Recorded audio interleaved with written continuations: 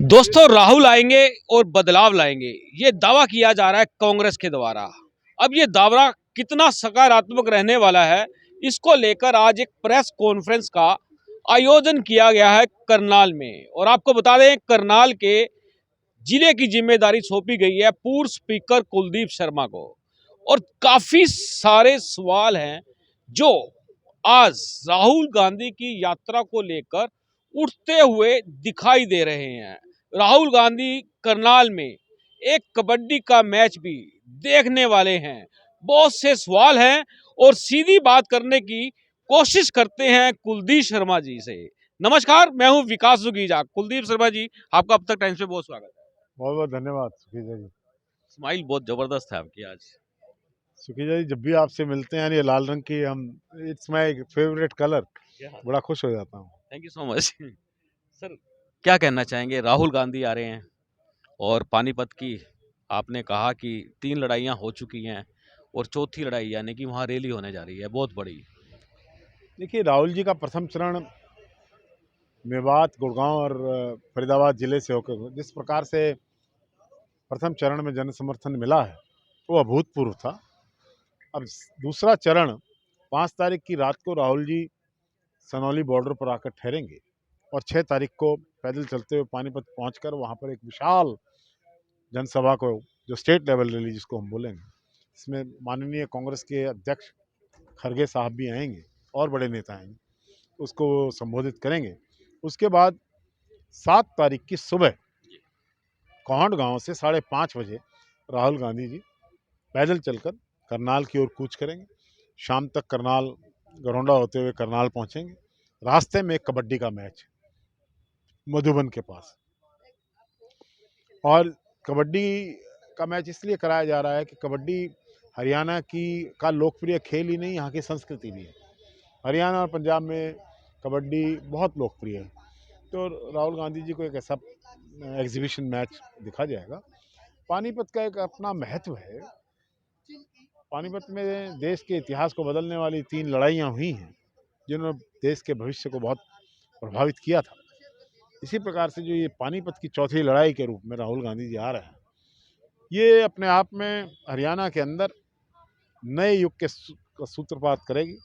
हरियाणा सरकार की पहले ही हिली हुई जड़ों को, जिससे क्योंकि ये भयभीत हैं राहुल जी के जन समर्थन से, तो वो सरकार के को उखाड़ फेंकने का आह्वान, एक भ्रष्ट निकम्मी सरकार को उखाड़ फेंकने का आह्वान पानीपत के मंच से किया जा रहा है। शर्मा जी, राहुल जी का हरियाणा में एंट्री करते बड़ा टेरर सुनने को मिला है। कांग्रेस के बड़े लीडर भी उनसे बात नहीं कर पाते, जो बात करते हैं उनको फटकार लगती है। ये क्या मामला है जो चल रहा है इस समय पूरा मीडिया के अंदर चल रहा है कि राहुल जी से बात करना भी बड़ा मुश्किल सा हो गया है? देखिए, किसने आपको ये समाचार दिया है, मुझे नहीं समझ में आ रहा। राहुल गांधी जी से कोई भी कांग्रेस का कार्यकर्ता और नेता मिल सकते हैं। अभी हमारे यहाँ कुछ लोग ऐसे हैं जो उनसे मिले, उनके साथ चले, जिनके पास कोई भी पद नहीं है। आप तो नेता की बात करते हैं। जिनके पास पार्टी का कोई पद नहीं है, वो भी राहुल गांधी उनके कंधे पर हाथ रख कर चले। राहुल गांधी जहाँ देश के लोगों से संपर्क कर रहे हैं, वहाँ कांग्रेस से भी संपर्क कर रहे हैं। कोई किसी प्रकार का टेरर शब्द इस्तेमाल करना तो अपने आप में आप टेरराइज कर रहे हैं लोगों को, ऐसा नहीं है। राहुल गांधी को के बारे में एक नैरेटिव बनाने की कोशिश करी जाती है हमेशा। उनके खिलाफ एक प्रचार पैदा किया जाता है, दुष्प्रचार कह सकते हैं। और दुष्प्रचार तो है ही जब इस प्रकार की बातें हो रही हैं। जब सामने आ रही है अगर निकल के। अगर राहुल गांधी की यात्रा का किसी को टेरर है तो आज की मनोहर लाल खट्टर सरकार को है। वो टेरराइज्ड है, खतरे में अपने आप को महसूस करते हैं। तो सर, आपने राहुल की सुरक्षा को लेकर खतरा जाहिर किया, शंका जाहिर किया है। क्या लगता है आपको, राहुल हरियाणा में सुरक्षित नहीं है? देखिए, मेवात के उनके चरण में उनकी सुरक्षा में 2-3 बार चूक हुई। इसके बारे में जो सुरक्षा एजेंसीज हैं उनको अवगत कराया गया। देश के होम मिनिस्टर को चिट्ठी भी हमारी पार्टी द्वारा सीआरपी लिखी। ने जवाब दिया, कोई चूक नहीं हुई। नहीं, वो ठीक है, जवाब दिया है। कुछ लोग यात्रा में उनकी सुरक्षा में चूक हुई है तो हमने सरकार के नोटिस में ला दी। बाकी सीआरपी तो सरकार की एजेंसी है, उनको क्या कहना चाहिए वही कह रहे हैं। तो शर्मा जी बात करें, राहुल जी जिस तरह से लगातार टी-शर्ट में चल रहे हैं, कड़ाके की सर्दी पड़ रही है, क्या करनाल के जो कांग्रेस के नेता हैं, टी-शर्ट पहन के उनका स्वागत कर सकते हैं, उनका मनोबल बढ़ा सकते हैं? देखिए, ये तो इंडिविजुअल चॉइस है, कौन लोग सर्दी को कितना बर्दाश्त कर सकते हैं, इसकी बात है। राहुल जी में जो संकल्प और तपस्या का स्वरूप दिखाई दे रहा है, इसकी वजह से ही कैन विथस्टैंड दिस। और जिस प्रकार का जन समर्थन मिला है उनको, उससे कहाँ लगती है ठंड, उससे तो आपको लग रही बहुत है? बहुत साफ। मुझे तो मेरी और उनकी उम्र में भी बहुत फ़र्क है। और जब मैं सुबह सैर करता हूँ, तो जब पहले 3 किलोमीटर में ठंड लगती है, उसके बाद तो जैकेट उतारना शुरू कर देता हूँ, पसीने में घर आता हूँ। सर एक बात देखिए, राहुल जी अपने टाइम के बड़े पंक्चुअल हैं, कोई आए चाहे ना आए, उनकी यात्रा स्टार्ट हो जाएगी। Yes, certainly. राहुल गांधी जी सुबह 6 बजे पहला कदम बढ़ाते हैं और 6 बजे बढ़ाएंगे। वो इसकी इंतज़ार में नहीं रहते हैं कि कौन आया है कौन नहीं आया, लेकिन हम सब लोग जिनकी जिम्मेवारी है, हम उनके आने से आधा घंटा पहले तैयार रहेंगे। हमारे पूर्व राष्ट्रीय अध्यक्ष हैं राहुल गांधी जी, और आज देश के अंदर एक ऐसे राजनेता के रूप में उभरे हैं जिनकी संकल्प शक्ति को सारा देश देख रहा है। जो नैरेटिव राहुल गांधी के चारों ओर भारतीय जनता पार्टी अरबों हजारों लाखों करोड़ रुपए खर्च करके बुन रही थी, उसको धराशायी कर दिया है राहुल जी ने। क्या लगता है आपको हरियाणा में आने से क्या फ़र्क पड़ेगा हरियाणा की राजनीति के अंदर? हरियाणा में आने से अगली बार जब चुनाव होंगे, तो तब फ़र्क दिखाई देगा। उससे पहले तो सरकार संख्या का खेल है, संख्या के आधार पर चलती रहेगी। लोगों के दिमाग से और मन से तो आज भी सरकार गई हुई है। आपको लगता नहीं यात्रा जल्दी खत्म हो जाएगी और चुनाव बाद में आएँगे? नहीं, ऐसा नहीं है। इसके बाद कांग्रेस पार्टी राहुल जी के दिखाए रास्ते पे चलते हुए एक संघर्ष की प्रतिमूर्ति बनकर हरियाणा के अंदर आज की भ्रष्टाचारी, अकर्मणीय सरकार के खिलाफ एक जन आंदोलन चलाएँगे। बेरोज़गारी का मुद्दा है, किसान का मुद्दा है, नौजवान का मुद्दा है, व्यापारी और कर्मचारी का मुद्दा है, गरीब का मुद्दा है। बहुत मुद्दे हैं, कितने राशन कार्ड काट दिए गए, लाखों लोग बिलखते फिर रहे हैं, दिव्यांगों के काट दिए गए। और मज़े की बात तो क्या है, समझ नहीं आता है कि जिस एजेंसी ने जाँच की, उस जाँच एजेंसी को हटा दिया सरकार ने। फिर उसकी रिपोर्ट को कैसे लागू कर दिया? सर ये बातें मोदी तक नहीं पहुँचती क्या? हाँ, अब बात आई आपकी। आप कह रहे थे राहुल जी के नज़दीक कोई नहीं लगता है। हुँ, आपकी बात अब आई है सामने। क्या उसको मोदी एक्सप्लेन मो मोदी जी को कौन कहेगा ये? किसमें हिम्मत है हुँ, कि आज मोदी जी को जाकर ये असली स्थिति बता दें? देखिए, इतिहास का स्टूडेंट रहा हूँ मैं। ये कहा कि हिटलर सेकंड वर्ल्ड वॉर क्यों हारा? इसलिए हारा को किसी ने उसको कहा ही नहीं कि तुम हार रहे हो, एंड ही लॉस्ट। तो ये साहस किसमें है कि राहुल गांधी जी को उसको नरेंद्र मोदी जी को जाके कहें कि तुम्हारा बिस्तर बन गया है। बिल्कुल दोस्तों आपको बता दें कि बिस्तर बंध गया, ये समय बताएगा किसका बिस्तर कहाँ बंधा है। मेरा एक सवाल आपसे है कि आपने दोनों हरियाणा की दोनों धरती पानीपत और कुरुक्षेत्र की बात करें तो दोनों ऐतिहासिक धरतियों का चयन किया है राहुल जी के लिए और बीच में से करनाल ड्रॉप होता हुआ दिख रहा है। करनाल में नाइट स्टे कर रहे हैं बेशक, लेकिन मीडिया से अट्रैक्शंस की बात करें, हो सकता है क्या रहेगा, क्या रूपरेखा तैयार हुई है? देखिए, ऐसा है कि उनकी स्टेट लेवल की प्रेस कॉन्फ्रेंस कुरुक्षेत्र में रखी गई है, क्योंकि उनके सेकंड चरण के मध्य में वो रखी गई। जी, करनाल से राहुल जी का विशेष प्रेम रहा है। यहाँ उनके पिता भी आए, उनकी दादी भी आई दादी भी आएगी।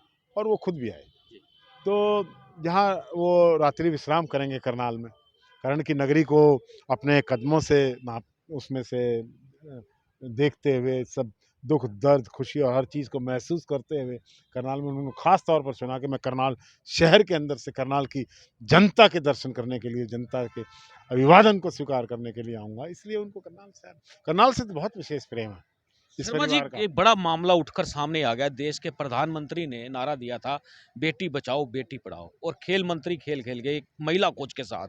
इससे शर्मनाक घटना अभी तक इतिहास में हुई। ये बात ठीक है कि जिन खेल मंत्री का काम खेल को देखना था, वो कुछ और कर रहे थे। एक महिला ने, जो कोच हैं, एम्प्लॉई हैं उनके डिपार्टमेंट, उन्होंने आरोप लगाया है। मैं किसी पर, क्योंकि वकील हूँ, आरोप लगाने से मैं कोई बात नहीं करूँगा, लेकिन क्योंकि वो एक बहुत बड़े लाभ के पद पर हैं, सरकार के बड़े जिम्मेदारी पद पर बैठे हैं, उनका प्रभाव है कैबिनेट मंत्री हैं। कि मंत्री हैं वो, तो ऐसे में निष्पक्ष जांच कैसे होगी? उन्हीं की सरकार, उन्हीं के मंत्री, लीपापोती करना जानती है सरकार। जैसे वो आईपीएस थे ना जिन्होंने आंदोलन, आरक्षण आंदोलन पर की थी जो, सिंह साहब, उनकी उनकी रिपोर्ट पे लीपापोती होगी। उसके बाद पंचकुला हिंसा पर और कई हिंसा की घटनाएं हुई, उन पर कमीशन बने, फिर वो कमीशन पता नहीं कहाँ गए, उसकी रिपोर्ट कभी टेबल नहीं हुई। आपको लगता है कोई मांग करनी चाहिए इस पूरे मामले के अंदर, कुछ जुडिशली जांच करनी चाहिए या किसी बड़े न्यायाधीश से? सर्टनली सर्टनली, बिकॉज एक बहुत बड़े व्यक्ति का नाम इसमें आया है, एक मंत्री का, और वो इस सरकार में जब तक मंत्री रहेंगे, मुझे कोई आशा नहीं है कि कोई निष्पक्ष जांच हो जाएगी। निश्चित रूप से अगर आप निष्पक्ष जांच कराना चाहते हैं तो एक न्यायिक इंक्वायरी इसमें होनी चाहिए। सर आखिरी सवाल है, आपने प्रेस कॉन्फ्रेंस में कहा कि कांग्रेस भी भ्रष्टाचार में लिप्त रही है, लेकिन उससे कहीं ज़्यादा भाजपा लिप्त रही है। अब दोनों के दोनों ही भ्रष्टाचार में लिप्त हैं, तो जनता कहाँ जाएगी? मैंने ये नहीं कहा कि कांग्रेस भ्रष्टाचार में लिप्त कम है, परसेंटेज यू आर कम, मिस रिप्रेजेंटिंग दैट। परसेंटेज कम ना बताइए। मैं ये कह रहा हूँ कि भारतीय जनता पार्टी भ्रष्टाचार में नहीं, मैंने ये नहीं कहा। जी जो मैंने कहा वो मैं दोहरा रहा हूँ। जी जी। मैं ये नहीं कहता हूँ कि कांग्रेस के राज में भ्रष्टाचार नहीं था, ये कहा था। अच्छा, उनके ले- राज में था, हाँ, इनके राज में। मैं मानता हूँ भ्रष्टाचार हर राज्य में रहा है, हम्म। लेकिन जिस प्रकार भ्रष्टाचार सभी सीमाओं को लांघकर भारतीय जनता पार्टी की सरकार के संरक्षण में भ्रष्टाचार हो रहा है, जिस प्रकार से भ्रष्टाचार को बर्दाश्त किया जा रहा है, वो अलग बात है। क्या लगता है आपको, क्या जनता का क्या रुख रहने वाला है, क्या करेगी जनता? ये पब्लिक है, सब जानती है, समय आने पर इलाज करेगी। दोस्तों ये थे कुलदीप शर्मा। शर्मा जी आपका धन्यवाद, आपने मुझसे बात की है। Thank you very much. चलिए दोस्तों, आप देख सकते हैं ये है कुलदीप शर्मा, और बेबाक नेता जाने जाते हैं कांग्रेस के। यदि हम बात करें तो इनके सवालों का जब जवाब आता है, सवाल तो हमारे होते हैं और जवाब इनका होता है, तो ये भी कहीं ना कहीं राजनीति के अंदर एक बड़ा बड़ा सवाल खड़ा कर देता है कि कांग्रेस की सरकारों में भी भ्रष्टाचार रहा, भाजपा की सरकार में भ्रष्टाचार रहा। त्रिलोचन सिंह जी जुड़ रहे हैं, उनसे पूछ लेते हैं उनकी क्या जिम्मेदारी लगी है। राहुल जी आ रहे हैं, त्रिलोचन जी क्या जिम्मेदारी संभाले हुए हो? हमारी जिम्मेदारी लगी है ढोल बजाने की। अच्छा। ढोल बजाना में मुनादी करना में लोगों के घर घर जाके कहना भाई राहुल गांधी जी भारत जोड़ो यात्रा लेके आ रहे हैं, क्यों आ रहे हैं ये बताना, और आप क्यों पहुंचो ये बताना, ये जिम्मेदारी अच्छा, है। तो आप बता सकते हैं ढोल कैसे बजा रहे हो? ढोल बजाने का मतलब ये होता है कि लोगों के घर घर जाकर दस्तक देना, वो ढोल बजाना होता है। भाई लोगों को कहना भाई आओ, राहुल गांधी जी जिस मुद्दे को लेकर निकले हैं, देश की एकता अखंडता के खतरे के लिए, उनको श्रीमती इंदिरा गांधी जी ने अपने प्राण त्यागे, देश की एकता अखंडता के लिए राजीव गांधी जी ने अपने प्राण त्यागे। आज उसी देश को फिर खतरा पड़ा हुआ है। उस देश को बचाने के लिए आज नौजवान बेरोजगार परेशान है, किसान परेशान है, छोटा व्यापारी, कर्मचारी, हर आदमी परेशान है। देश ना टूट जाए। जो हिंदू से मुस्लिम सिख ईसाई सभी भारतीय भाई भाई का नारा दिया था शहीद आजम भगत सिंह, राजगुरु सुखदेव, उधम सिंह ने, उस नारे को खंडित किया जा रहा है। उसको बचाने के लिए, देश को बचाने के लिए भारत जोड़ो यात्रा निकाली जा रही है। ये लोगों को हम बताते हैं, और लोग उस दिन सड़कों पे होंगे, लाखों की तादाद में। पानीपत से लेके पंजाब सारे हरियाणा में लोग सड़कों में होंगे, जो उनका समर्थन करेंगे राहुल गांधी यात्रा का। तो बात करें त्रिलोचन जी, आप कांग्रेस के जिला संयोजक है, करनाल में ऐसी कौन सी अटूट छाप छोड़ने वाले हैं राहुल के स्वागत को लेकर? और टूट साप ये होती है कि घर में जब कोई मेहमान आए, उसके लिए आपका खुशी का इजहार कैसे कर सकते हो, ये देखना होता है। उस दिन करनाल की जनता खुशी का इजहार कैसे करेगी? जगह जगह फूल बरसाए जाएंगे, जगह जगह ढोल नगाड़े बजाए जाएंगे, जगह जगह उनके स्वागत के नारे लगाए जाएंगे, जगह जगह तख्तियां लगाकर उनका स्वागत किया जाएगा, हजारों की तादाद में लोग सड़कों पर खड़े होंगे। ये होता है भाई राहुल गांधी जी का समर्थन करना, राहुल गांधी जी जिस उद्देश्य को लेके चल रहे हैं, उस उद्देश्य का समर्थन करना, यही होता है। बिल्कुल दोस्तों, आपको बता दें राहुल गांधी के जो उद्देश्य हैं उसकी पूर्ति के लिए कांग्रेस जगह जगह कार्यक्रम करेगी, और हम चाहेंगे इस खबर को ज्यादा से ज्यादा शेयर कर देना। आपकी क्या राय है राहुल गांधी को लेकर, उनकी टी शर्ट को लेकर, और उनके हरियाणा के दौरे को लेकर, और जिस तरह से कांग्रेस के लोग आगे आ रहे हैं, अपनी अपनी बात रख रहे हैं इसको लेकर? हम चाहेंगे अपनी राय जरूर दें। आप देख रहे हैं अब तक टाइम्स, मैं हूं विकास सुखीजा अपने साथी रिकेश निषाद के साथ। नमस्कार, जय हिंद, जय भारत।